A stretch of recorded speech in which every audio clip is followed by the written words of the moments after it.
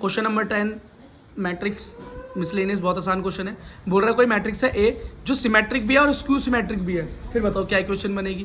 भाई सिमेट्रिक का क्या मतलब है कि किसी का उस मैट्रिक्स का ट्रांसपोज करूं और वो वही का वही आ जाए।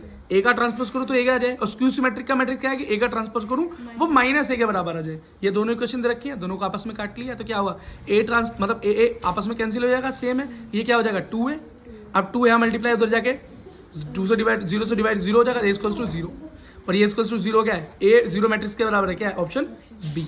बात करता हूँ। अब क्वेश्चन नंबर 11 देख लो।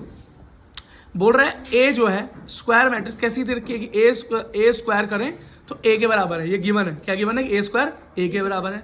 फाइंड आउट करो कि आइडेंटिटी मैट्रिक्स प्लस ए का होल क्यूब -7a क्या होगा, किसके बराबर होगा।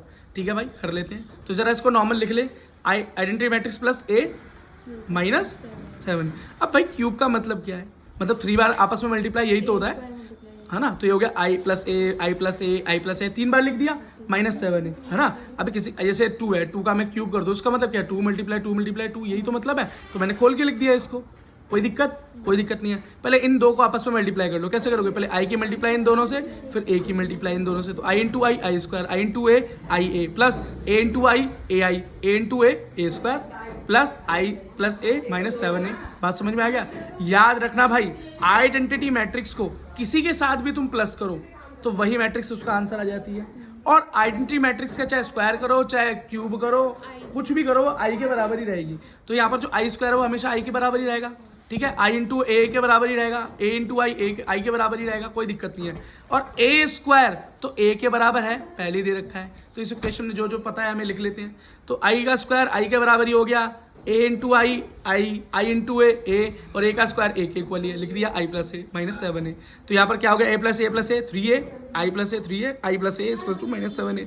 एक साथ कर लो। आप क्या करो, इसकी मल्टीप्लाई इन दोनों से, फिर इसकी मल्टीप्लाई इन दोनों से करी तो क्या आया, i × i I square, i × a I a, 3a × i 3ai, 3a × a 3a square -7a। ठीक है, i स्क्वायर करेंगे तो i के बराबर ही होगा, कोई दिक्कत नहीं। i × a करेंगे तभी भी a आएगा। ठीक है, अब देखो a × i करेंगे तभी भी a ही आएगा, तो 3 हो गया। अब a का स्क्वायर वैसे ही a के बराबर है, तो 3a -7a आ गया। अब भाई ये देखो 3a plus 3a 6a plus 1a 7a, तो यहाँ पर आ गया i प्लस 7a या -7a, माइनस से माइनस कैंसिल आ गया, identity matrix option C is the correct answer.